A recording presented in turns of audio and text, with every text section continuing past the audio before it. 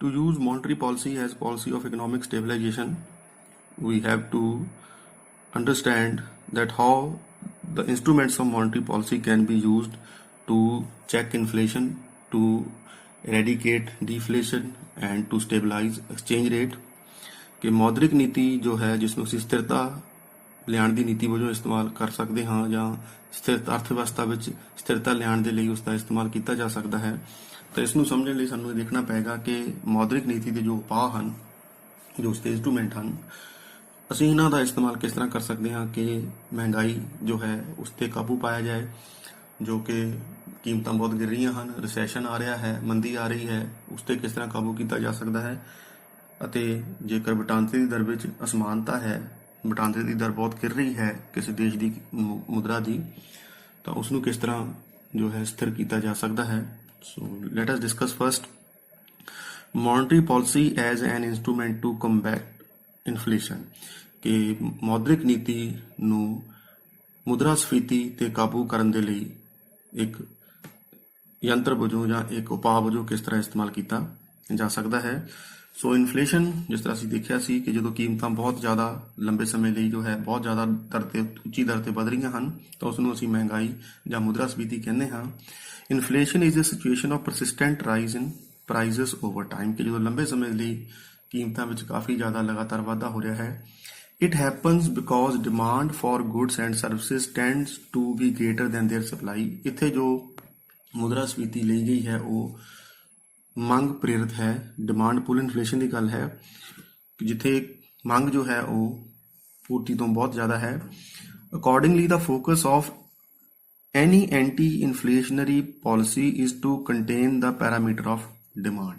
ਕਿ ਜੇਕਰ ਕੀਮਤਾਂ 'ਤੇ ਕਾਬੂ ਪਾਉਣਾ ਹੈ, ਮਹਿੰਗਾਈ ਨੂੰ ਘਟਾਉਣਾ ਹੈ ਤਾਂ ਇਸ ਦੇ ਨਾਲ ਜੋ ਮੰਗ ਹੈ, ਮੰਗ ਦਾ ਮਾਪਦੰਡ ਹੈ, ਇਸ ਨੂੰ ਘਟਾਇਆ ਜਾਏ, ਮੰਗ ਨੂੰ ਘਟਾਇਆ ਜਾਏ, ਇਸ ਨੂੰ ਥੋੜ੍ਹਾ ਨੀਚੇ ਲਿਆਂਦਾ ਜਾਏ ਤਾਂ ਕਿ ਕੀਮਤਾਂ ਘਟ ਸਕਣ।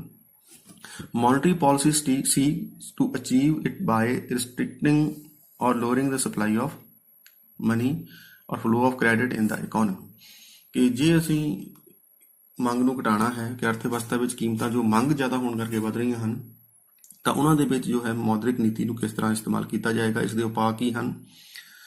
ਕਿ ਮੰਗ ਘਟੇ, ਮੰਗ ਨੂੰ ਥੋੜ੍ਹਾ ਕਾਬੂ ਕਰਨਾ ਹੈ ਜਿਸ ਕਰਕੇ ਕੀਮਤਾਂ ਵੱਧ ਰਹੀਆਂ ਹਨ। So in order to reduce excessive demand, how we can use the instruments of monetary policy।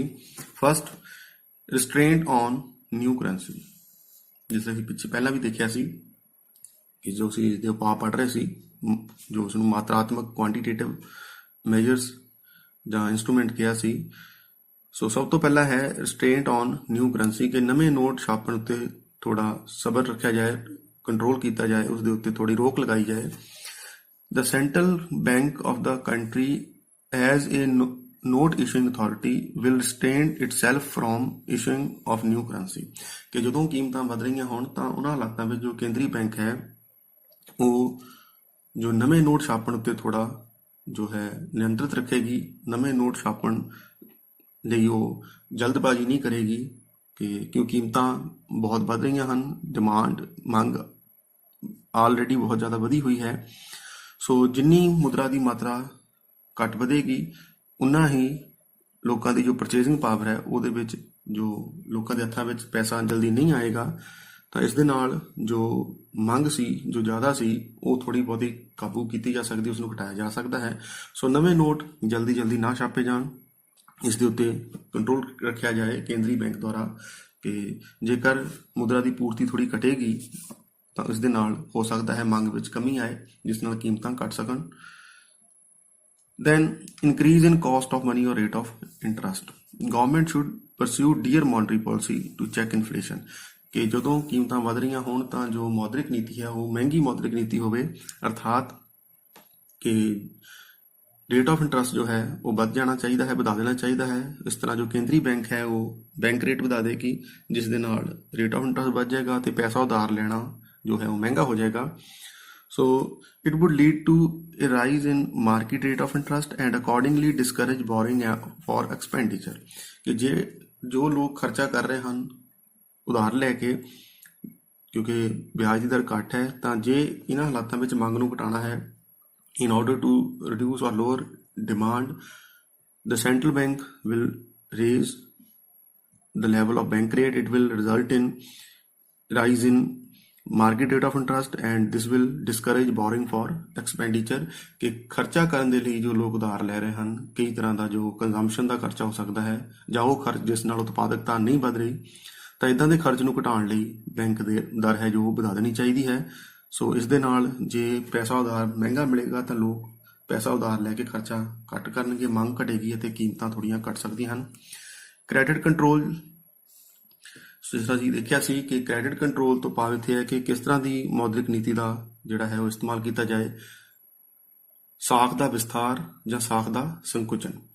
ਤੇ ਇੱਥੇ ਇਹ ਕਿਹਾ ਜਾ ਸਕਦਾ ਹੈ ਕਿ ਜੇਕਰ ਕੀਮਤਾਂ ਬਹੁਤ ਵੱਧ ਰਹੀਆਂ ਹੋਣ ਤਾਂ ਕੇਂਦਰੀ ਬੈਂਕ ਨੂੰ ਸਾਖ ਦਾ ਸੰਕੁਚਨ ਕਰਨਾ ਚਾਹੀਦਾ ਹੈ। Central bank should pursue a policy of credit contraction during inflation because demand is already excessive, is already much more than the supply available.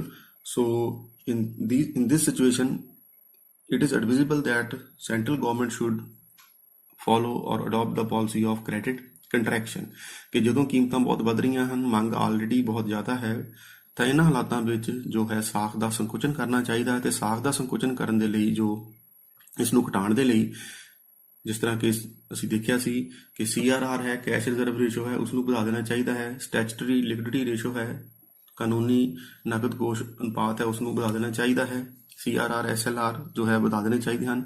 Minimum ਜੋ ਮਾਰਜਨ ਰਿਕੁਆਇਰਮੈਂਟ ਹੈ ਕਿ ਕਿੰਨੇ ਮੁੱਲ ਦੇ ਪਲੈਜ ਕੀਤੀ ਹੋਈ ਚੀਜ਼ ਦੇ ਉੱਤੇ ਜੋ ਗਿਰਵੀ ਰੱਖਿਆ ਹੈ ਉਸਦੇ ਮੁੱਲ ਦੇ ਕਿੰਨਾ ਹਿੱਸਾ ਜੋ ਹੈ ਉਹ ਕਰਜ਼ ਮਿਲ ਸਕਦਾ ਹੈ ਤਾਂ ਉਸ ਨੂੰ ਵਧਾ ਦੇਣਾ ਚਾਹੀਦਾ ਹੈ ਕਿ ਜਿਸ ਵਿੱਚ ਕਿ ਜੇ ਕਿਸੇ ਨੇ ਜਿੰਨੇ ਦੇ ਮੁੱਲ ਦੀ ਚੀਜ਼ ਕੋਈ ਗਿਰਵੀ ਰੱਖ ਕੇ ਉਧਾਰ ਲੈਣਾ ਚਾਹੁੰਦਾ ਹੈ ਤਾਂ ਉਸ ਨੂੰ ਉਧਾਰ ਜ਼ਿਆਦਾ ਨਹੀਂ ਮਿਲੇਗਾ, ਘੱਟ ਮਿਲੇਗਾ ਜੋ ਕਿ ਮਾਰਜਨ ਰਿਕੁਆਇਰਮੈਂਟ ਵੱਧ ਚੁੱਕੀ ਹੈ।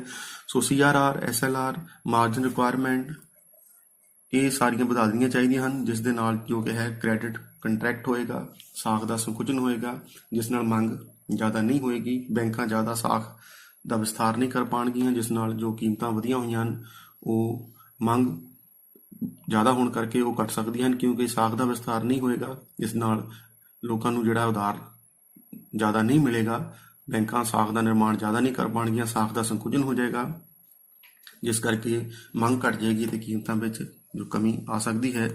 ਦੈਨ ਡੀਮੋਨੇਟਾਈਜੇਸ਼ਨ, ਵਿਮੁਦਰੀਕਰਨ, ਇਹ ਆਖਰੀ ਹਥਿਆਰ ਜਿਸ ਨੂੰ ਆਪਾਂ ਕਹਿੰਦੇ ਹਾਂ ਕਿ ਲਾਸਟ, ਜੇਕਰ ਮਹਿੰਗਾਈ ਬਿਲਕੁਲ ਹੀ ਕਾਬੂ ਤੋਂ ਬਾਹਰ ਹੈ ਜਾਂ ਇਸ ਤਰ੍ਹਾਂ ਦੇ ਹਾਲਾਤ ਬਣ ਚੁੱਕੇ ਹਨ ਕਿ ਜੋ ਕਰੰਸੀ ਹੈ ਉਸ ਦੇ ਉੱਤੇ ਵਿਸ਼ਵਾਸ ਬਿਲਕੁਲ ਨਹੀਂ ਰਿਹਾ ਹੈ ਤਾਂ ਇਹਨਾਂ ਹਾਲਾਤਾਂ ਵਿੱਚ ਜਦੋਂ ਅਰਥ ਵਿਵਸਥਾ ਦੇ ਵਿੱਚ ਕੀਮਤਾਂ ਬਿਲਕੁਲ ਵੀ ਕਾਬੂ ਨਾ ਆਉਣ ਤਾਂ ਫਿਰ ਆਖਰੀ ਜੋ ਹੈ ਤਰੀਕਾ ਇੱਕ ਹੈ ਡੀਮੋਨੇਟਾਈਜੇਸ਼ਨ ਕਿ ਕਰੰਸੀ ਜਿਹੜੀ ਹੈ ਉਸ ਨੂੰ ਬਦਲ ਕੇ ਨਵੀਂ ਕਰੰਸੀ ਜਿਹੜੀ ਉਹ ਜਿਹੜੀ ਹੈ ਇਸ਼ੂ ਕਰਨੀ ਚਾਹੀਦੀ ਹੈ। So government can demonetise the existing currency and issue new one in its place ਕਿ ਜੇ ਉਹ ਪੁਰਾਣੀ ਮੁਦਰਾ ਹੈ, ਕਰੰਸੀ ਹੈ, ਉਸ ਨੂੰ ਖਤਮ ਕਰਕੇ ਨਵੀਂ ਕਰੰਸੀ ਜੋ ਨਵੇਂ ਨੋਟ ਜਿਹੜੇ ਨੇ ਉਹ ਨਵੀਂ ਕਰੰਸੀ ਜਿਹੜੀ ਆ ਉਹ ਜਾਰੀ ਕਰੇਗੀ। Of course, people are allowed to exchange their existing cash reserve with the new notes and the coins, but surely this will unearth black money and accordingly will mean a cut in purchasing power of the people and cut in their demand for goods and services।